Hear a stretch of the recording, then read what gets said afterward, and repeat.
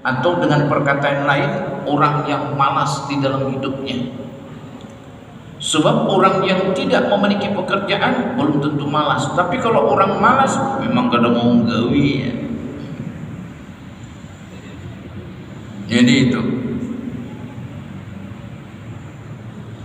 Baginda Rasulullah SAW mengingatkan kita, maka sabar rajulu kasban, tidak ada satupun yang diusahakan oleh seseorang pemuda, satu usaha atyaba yang lebih baik min amali yadi, daripada pekerjaan yang dilakukan oleh tangannya sendiri. Tidak ada pekerjaan yang dilakukan oleh seseorang yang lebih baik dari pekerjaan yang dilakukan dengan tangannya sendiri. Jadi ketika baginda Rasulullah SAW pulang dari perang Tabuk, beliau bertemu dengan seorang sahabat, Muaz. Ketika bersalaman, terasa oleh baginda Rasulullah SAW tangan Muaz ini agak kasar. Jadi kata baginda Rasulullah SAW ketika bertanya, wahai Muaz, kenapa tanganmu ini menjadi kasar? Apa kata Muaz?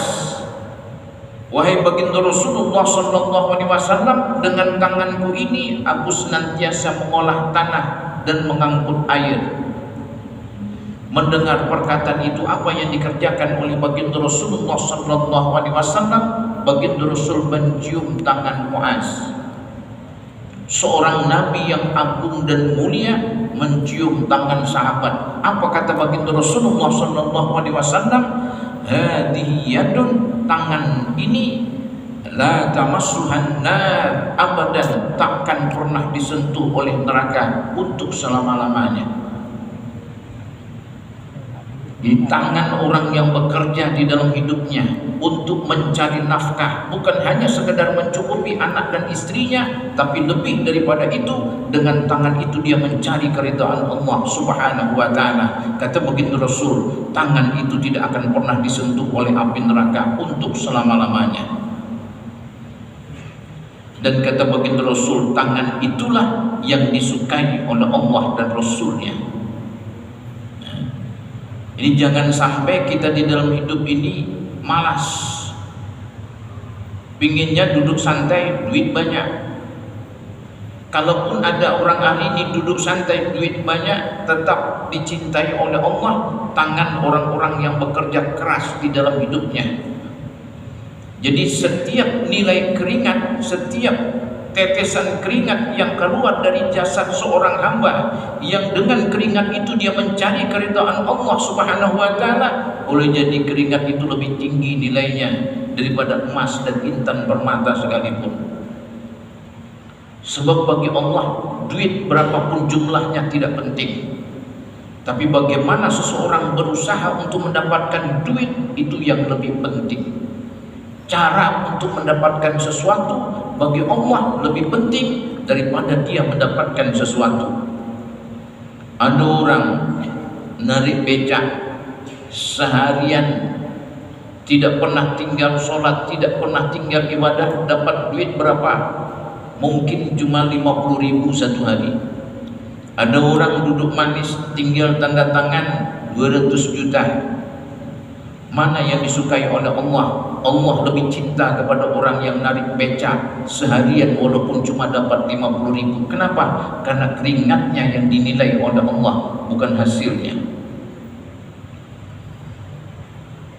Walaupun manusia di dalam hidupnya lebih banyak kagum dengan hasil, begitu melihat orang yang punya Hummer, wah mantap.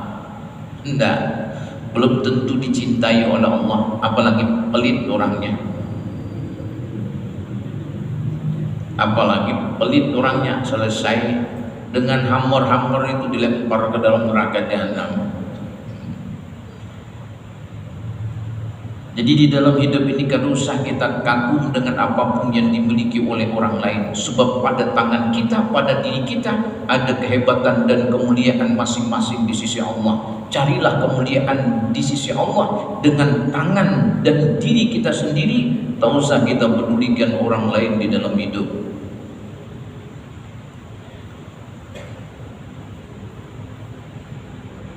Lalu baginda Rasul juga bersabda, in qamat ala ahadikum al-qiyamah, seandainya terjadi kiamat pada diri salah seorang di antara kalian, wa fi yadihi fasilatun, sementara di tangannya masih ada satu pohon yang belum ditanam, falyaghrisha, jadi satu cangkokan tanaman yang belum dia tanam, maka tanamlah, kata baginda Rasulullah sallallahu alaihi wasallam, walaupun kiamat sudah datang.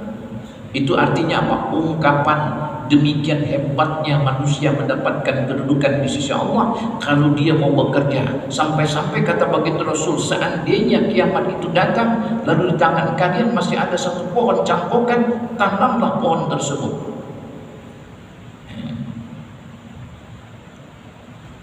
Jemaah yang dimuliakan oleh Allah Subhanahu wa taala,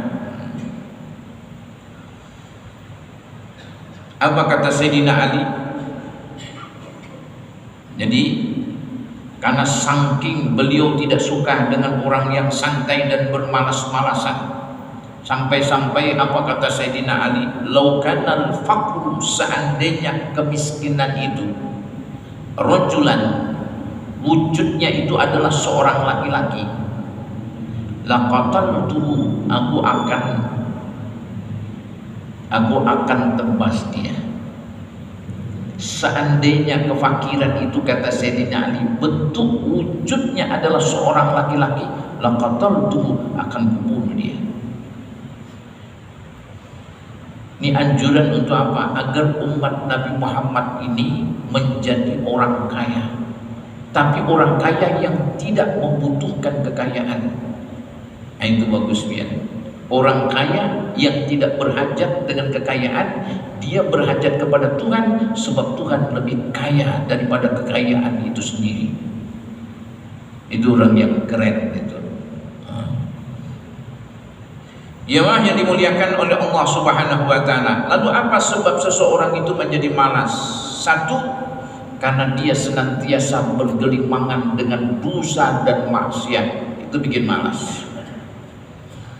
Kalau hari ini kita malas baca Quran, malas untuk sholat tepat waktu, malas untuk melakukan ketaatan kepada Allah, jangan cek yang lain, coba cek mungkin dosa maksiat kebanyakan. Sebab bila seseorang itu kebanyakan dosa dan maksiat, dia menyebabkan malas untuk beramal dan beribadah kepada Allah.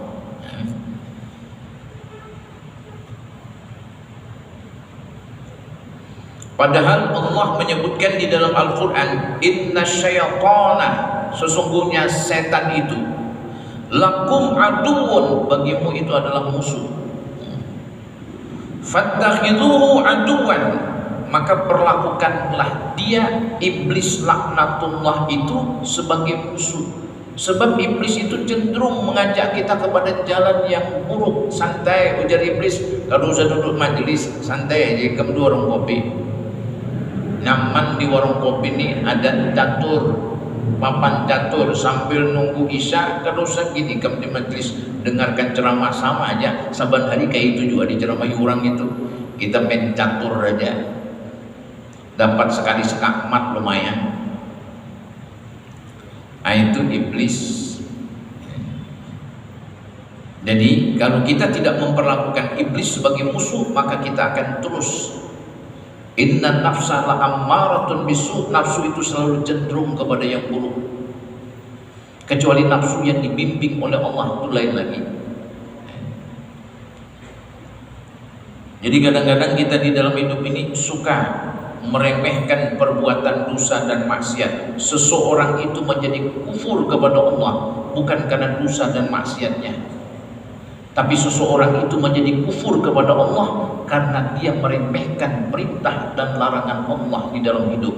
Karena dia meremehkan perintah dan larangan, maka jadilah dia orang yang berbuat dosa dan maksiat. Tapi seseorang menjadi kufur bukan karena dosa dan maksiat. Kalau karena dosa dan maksiat, kalau dia tidak meremehkan perbuatan dosa-dosa, perintah dan larangan, tidak mungkin dia berbuat dosa dan maksiat. Jadi penyebab seseorang kufur itu bukan karena dosa dan maksiatnya, tapi seseorang itu menjadi kufur kepada Allah karena dia meremehkan perintah dan larangan. Begitu dia meremehkan perintah dan larangan, jadilah dia membuat maksiat di dalam hidupnya. Lalu setelah itu menjadi kufur kepada Allah. Jadi perasaan meremehkan Tuhan itu memang harus dihindari. Maka termasuk meremehkan dosa itu sama dengan meremehkan Tuhan. Orang dulu dosa kecil dianggap besar, orang sekarang dosa besar dianggap biasa aja. Orang sekarang, makanya biar dia pembunuhan di mana-mana biasa aja kayaknya. Habis membunuh orang ketawa-ketawa. Kalau saya malaikat langsung begitu dia ketawa cabut langsung. Biar perhatikan zaman sekarang ini. Orang anggap dosa besar itu dosa kecil aja. Membunuh orang, membunuh manusia itu kayak sama membunuh nyamuk aja. Padahal di dalam Al-Quran membunuh satu nyawa sama seolah-olah membunuh seluruh nyawa. Barang siapa menghidupkan satu nyawa seolah-olah dia menghidupkan seluruh nyawa. Barang siapa menghidupkan satu manusia seolah-olah dia menghidupkan seluruh manusia. Dan barang siapa membunuh satu manusia seolah-olah dia membunuh semua manusia. Tapi orang sekarang santai aja.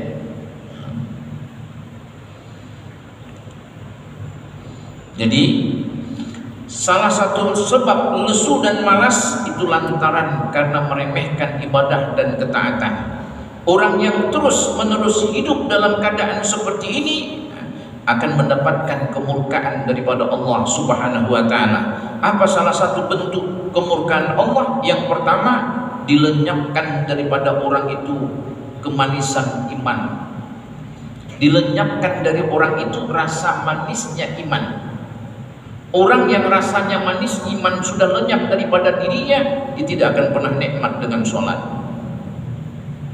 dia tidak akan pernah nikmat dengan baca Quran, dia tidak akan pernah nikmat dengan wirid dan zikir. Kalau dia berwirid, kalau dia berzikir, membaca Al-Quran dan sholat, kayaknya beban. Ketemu imam panjang pulang bacaannya, selesai ngomelnya sepanjangan. Apa imam nih, sudah beres. Subuh-subuh gini panjang bacaannya. Biasanya kadang-kadang itu bacaannya ngomel. Kenapa? Dia tidak merasakan manisnya iman. Orang yang merasakan manisnya iman, begitu dia sholat, ada satu kenikmatan yang dirasakan dengan sholatnya itu. Begitu dia baca Quran, ada rasa kenikmatan yang dirasakan dengan bacaan Al-Quran. Kalau ada orang beribadah lalu tidak merasakan apa-apa di dalam ibadahnya, justru menjadi beban bagi hidupnya, itu orang sudah dicabut rasa manis iman di dalam hatinya. Apa sebab? Karena terlalu meremehkan dosa-dosa kecil di dalam hidupnya. Akhirnya dia malas untuk beribadah. Kalau orang malas beribadah, berarti terpaksa dia beribadah itu. Lalu Allah Subhanahu wa taala tidak akan memberikan kepada orang itu kelezatan di dalam ketaatannya. Iman dicabut, kelezatan ibadah tidak akan dirasakan. Manis iman dicabut, kelezatan ibadah itu tidak dirasakan. Apa sebabnya? Karena terlalu meremehkan dosa-dosa kecil itu. Jemaah yang dimuliakan oleh Allah Subhanahu wa taala, apa penyebabnya?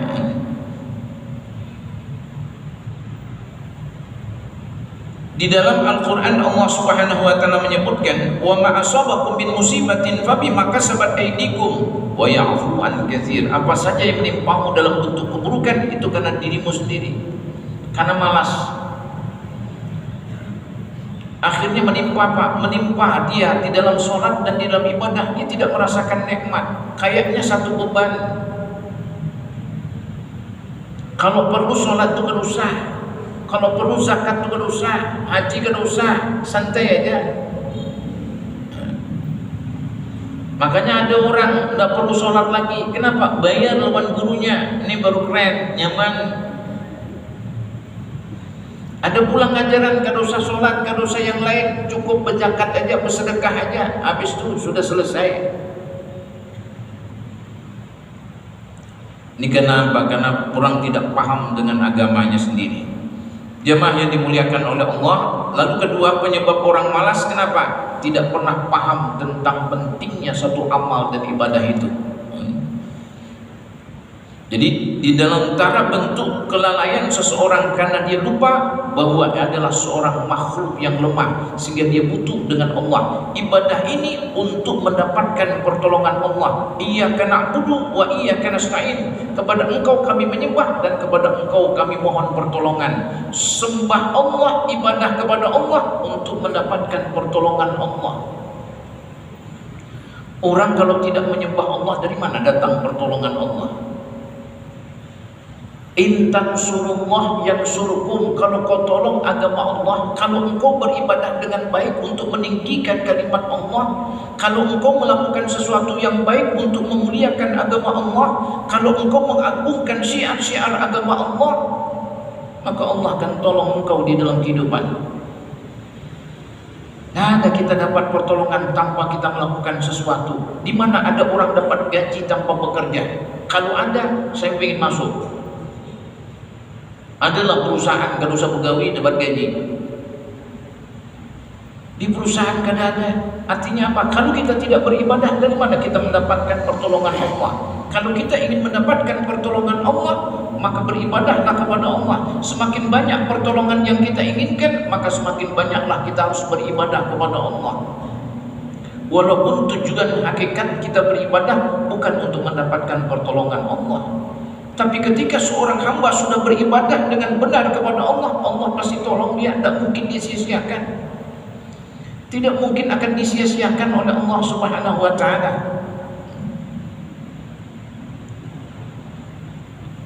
Jemaah yang dimuliakan oleh Allah Subhanahu wa ta'ala, di dalam Al-Quran Allah Subhanahu wa ta'ala menyebutkan, walladzina jahadu fina lanahdiyannahum subulana wa innallaha lama'al muhsinin. Dan adapun orang-orang yang berjihad untuk mencari keredaan kami, lanahdiyannahum subulana, kami tunjukkan bagi mereka jalan-jalan kami. Wa innallaha lama'al muhsinin, Allah beserta orang-orang yang senantiasa berbuat baik. Jadi setiap perbuatan baik yang kita lakukan, Allah menyertai kita.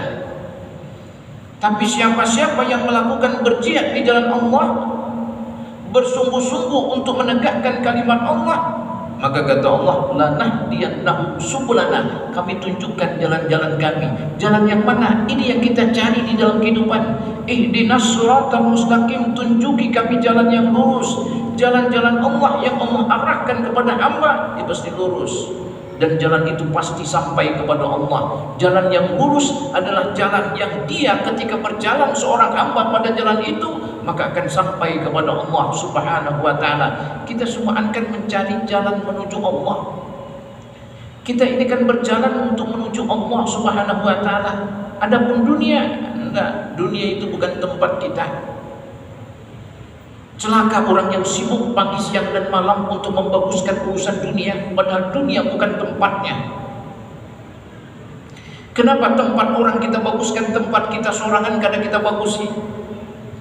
Tempat kita di mana? Di akhirat, di dalam surga.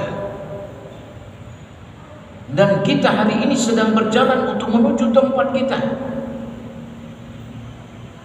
Maka berjalanlah dengan benar. Ihdinas siratal mustaqim, tunjuki kita jalan-jalan yang lurus. Minta kepada Allah agar kita ditunjukkan oleh Allah pada jalan yang lurus. Cuma untuk sampai ke sana harus berjihad atau harus mencari keridhaan Allah Subhanahu wa ta'ala. Nanti Allah tunjukkan pada kita jalan-jalannya yang menyebabkan kita akan sampai kepada Allah Subhanahu wa ta'ala. Kemudian yang ketiga, apa penyebab seseorang itu malas? Lupa dengan kematian. Terlalu cinta dengan dunia, lupa kematian. Hubbud dunia, cinta kepada dunia. Ra'su kulli khati'atin, itu adalah pangkal daripada semua kesalahan dan dosa serta maksiat yang dikerjakan oleh hamba. Hubbud dunia, cinta kepada dunia. Ra'su kulli khati'atin, itu adalah otak dari segala macam kerusakan. Kenapa Qabil membunuh Habil? Dunia. Pembunuhan pertama sekali terjadi di atas permukaan bumi adalah Qabil ketika membunuh adiknya Habil. Apa penyebabnya? Dunia. Apa dunia? Bini-bini. Itu pembunuhan pertama sekali. Itu makanya disebutkan hubbud dunia, cinta kepada dunia, ra'su kulli khati'atin. Dia adalah otak daripada segala macam kerusakan di dalam kehidupan. Orang kalau sudah dunia, agama sendiri aja sanggup dia rusaknya. Bahkan kadang-kadang Tuhan pun ditentangnya. Ini orang kalau sudah bicara dunia. Pian kira-kira ini majelis kita malam sini, malam Jumat malam 1 majelis Fathul Khair. Di sebelah kiri kita parkiran ada bagi-bagi sembako 25 kg plus duit 100.000. Pian masih di sini kah atau di sebelah sana pindah? Jujur aja Pian. Masih di sini kan pindah ke sana. Antri di dalam majelis atau antri di sebelah sana? Antri sebelah sana. Dunia. Sudah banyak dunia ini merusak kita, cuma orang tidak paham. Sedang Allah menyebutkan di dalam Al-Quran lahu wa la'ib, sedang gurau dan main-main. Wa ma hadhihi dunya illa lahu wa la'ib, dan tidaklah kehidupan dunia ini melainkan sedang gurau dan main-main. Wa inna daral akhirah lahiyal hayawan, sesungguhnya kampung akhirat itulah kehidupan. Law kanu ya'lamun, seandainya mereka mengetahuinya. Coba kebanyakan kita kada tahunya kita apa? Dunia itulah kehidupan kita. Sehingga orang kalau sudah urusan dunia, dia keluarkan kemampuannya, tenaganya, dia keluarkan hartanya untuk mendapatkan dunia. Berapa banyak orang mengeluarkan duit hanya untuk mendapatkan satu jabatan. Setelah dia mendapatkan jabatan, apakah semakin bertambah dekat dengan Tuhan? Nah juga. Dunia itu. Makanya di dalam Al-Quran Allah sebutkan zuyyina linnasi hubbus syahwat. Manusia itu dihiasi dengan senang memperturutkan syahwat. Yang pertama kepada siapa? Minan nisa, kepada perempuan. Ini pian-pian yang duduk di dalam nih. Nih kita jangan pian lah, termasuk penceramahnya. Ditawari oleh bini pian, bini yang hanyar, ungas. Maulah pian? Mau gak ada? Mau gak ada? Maulah. Jangankan pian, penceramah mau juga. Sudahlah, gak usah terlalu basa-basi. Aku cukup satu bini. Dada rapan laki-laki itu bila dikasih lajunya, apalagi diizinkan plus ditambah pulang senyuman dengan bini yang pertama, silahkan mas, kada ada masalah, jangan pikirkan aku, tenang aja, aku akan tetap mendampingimu apa adanya. Pian, laju lebih laju daripada truk. Omong kosong aja orang itu, laki-laki itu dikasih kada mau. Tidak ada kesempatan aja. Satu, tidak ada kesempatan, yang kedua takut lawan bininya. Nih kata Allah, diberikan manusia ini dihiasi dengan kesenangan untuk memperturutkan hawa nafsu terhadap apa? Satu, perempuan. Yang kedua, wal banin, anak keturunan. Yang ketiga, wal qanatiril muqantarati minad dhahabi wal fiddah, emas dan perak. Jadi harta yang banyak yang terdiri dari emas dan perak. Wal khailil musawwamati wal an'am, wal khailil musawwamah. Kemudian kuda pilihan. Wal an'am, kuda pilihan ini maksudnya kendaraan. Wal an'am, hewan ternak. Wal haras, pertanian. Dzalika mata'ul hayatid dunya, itu semua adalah perhiasan dunia. Perhiasan itu Pak bakalan dicopot, bakalan ditinggalkan. Tapi orang kada percaya, tetap aja dunia. Kayaknya susah untuk berpisah dengan dunia. Sedang aja Allah ingatkan, kullu nafsin dha'iqatul maut, setiap yang bernyawa pasti akan merasakan kematian. Tetap aja pian kalau dengarkan ceramah, begitu duduk di hadapan penceramah, hebat pian punya keinginan untuk akhirat, tapi begitu selesai dari penceramah, selesai juga pian. Tetap dunia juga yang dikejar-kejar oleh manusia. Banyak sudah orang mengejar dunia, apa yang didapatkan? Ninggal dunia. Dia cari dunia, tapi kenapa dia harus meninggalkan dunia? Karena memang kullu nafsin dha'iqatul maut, setiap yang bernyawa harus merasakan kematian. Idza jaa ajaluhum la yastakhiruna as-sa'ah wa la yastaqdimun. Bila sudah datang ajal itu tidak bisa dimundurkan dan tidak bisa dimajukan. Rugi kita kalau di dalam hidup hanya untuk mengejar dunia, setelah kita kejar dia tinggalkan kita. Nih, lupa dengan kematian. Wa innama tuwaffawna ujurakum yaumal qiyamah. Dan sesungguhnya pada hari kiamat sajalah disempurnakan pahala kalian. Faman zuziha 'anil nar, barang siapa yang diselamatkan dari api neraka, wa udkhilal jannata, dan dimasukkan oleh Allah ke dalam surga, faqad faza, dia sudah beruntung. Wa mal hayatud dunya illa mata'ul ghurur, dan tidaklah kehidupan dunia ini melainkan kesenangan yang memperdayakan, kesenangan yang menipu. Kita ini an-nasu niyam, manusia ini tidur. Fa idza matu fantabahu, begitu dia meninggal dunia baru dia tersentak dan tersadar dari tidurnya. Mimpi dia punya anak, mimpi punya istri, mimpi punya kendaraan, mimpi punya rumah. Tapi begitu dia bangun di dalam liang lahatnya, lalu dia membuka matanya, baru dia tanya, mana rumahku, mana anakku, mana biniku. Bininya hanya dikawini pulang. Mana biniku? Ujar malaikat, dikawini orang sudah, dikembang di sini. Ini kenikmatan yang menipu, yang memperdayakan. Makanya kita jangan tertipu dengan dunia. Tujuan kita fokus akhirat. Itulah tujuan kita. Dunia ambil untuk mendapatkan akhirat. Bukan berarti dunia kita tinggalkan. Dah. Wa bataghi fima ataqallahu darul akhirah wa la tansa nasibaka minad dunya. Utsman bin Affan, dia bisa mendapatkan kemuliaan karena dunia ada di tangannya. Sampai hari ini wakafnya Utsman bin Affan itu mendapatkan keuntungan di dalam 1 tahun sampai 200 miliar. Sampai hari ini 200 miliar dibagi-bagikan untuk orang yang melakukan ibadah haji, untuk orang fakir miskin dan lain sebagainya. Orangnya sudah meninggal, pahalanya terus mengalir sampai hari kiamat.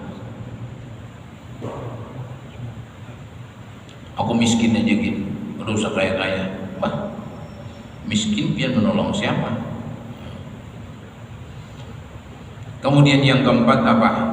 Tidak tahu besarnya pahala satu ibadah. Manusia kalau tahu besarnya ibadah, maka dia tidak akan pernah mau meninggalkannya. Itu siwak itu Pak, lebih baik daripada 70 kali orang yang sholat tidak bersiwak.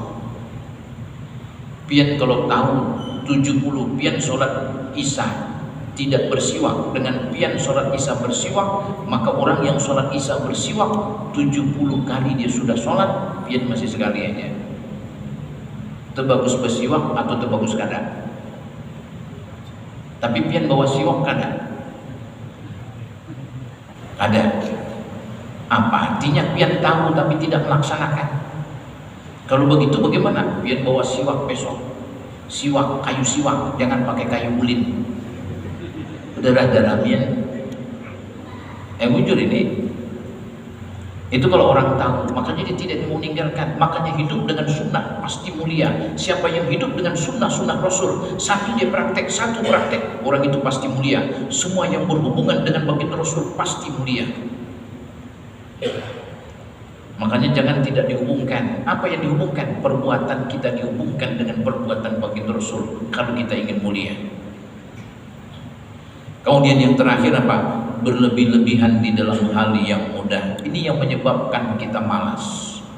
Yang baik itu boleh, tapi kalau berlebih-lebihan itu bermasalah ya. Ngobrol berlebih-lebihan itu akan terangkut omongan-omongan yang tidak mestinya kita ucapkan dan kita bicarakan. Makan berlebih-lebihan tidak boleh juga.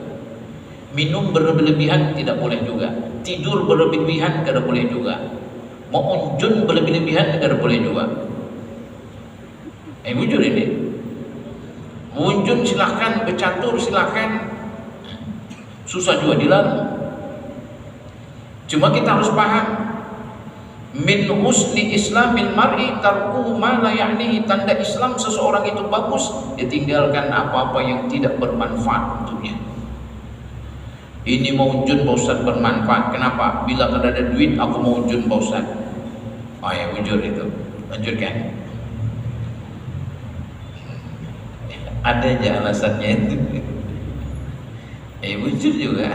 Alasannya bila ada duit yang muncul untuk apa? Mendapatkan rizki yang dijanjikan oleh Allah bagi orang yang mencarinya. Silakan aja. Tapi jangan Allahu Akbar masih muncul juga. Ujar riwakan paus putelan dua orang ini nih. Ayo jujur.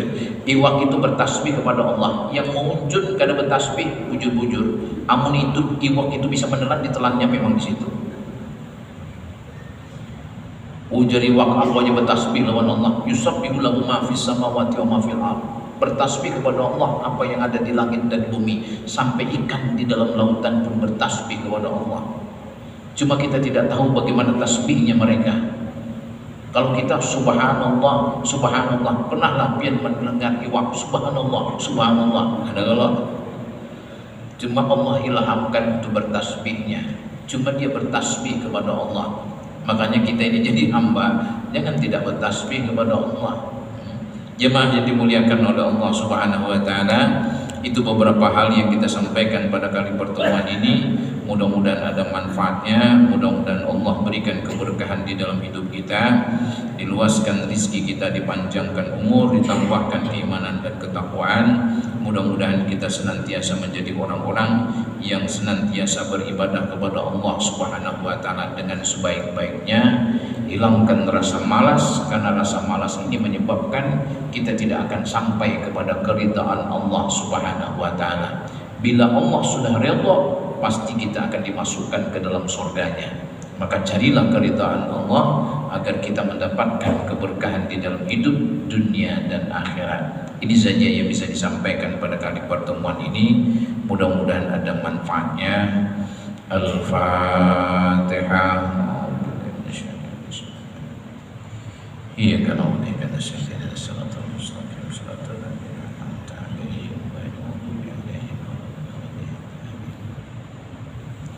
أعوذ بالله من الشيطان الرجيم بسم الله الرحمن الرحيم الحمد لله رب العالمين حمدا شاكرين حمدا ناعمين حمدا يوافي نعمه ويكافئ مزيده يا ربنا لك الحمد كما ينبغي لجلال وجهك الكريم وعظيم سلطانك اللهم صل وسلم على سيدنا ونبينا محمد صلى الله عليه وسلم اللهم أعنا على ذكرك وشكرك وحسن عبادتك ربي أوزعنا أن نشكر نعمتك التي أنعمت علينا وعلى والدينا وأن نعمل صالحا ترضاه وأصلح لنا في ذريتنا إنا تبنا إليك وإنا من المسلمين اللهم إنا نعوذ بك من عذاب القبر ومن عذاب جهنم ومن فتنة المحيا والممات ومن شر فتنة المسيح الدجال اللهم إنك عفو كريم تحب العفو فاعف عنا يا كريم ربنا اغفر لنا ولوالدينا وارحمهم كما ربونا صغيرا ربنا اغفر لنا ولوالدينا وارحمهم كما ربونا صغيرا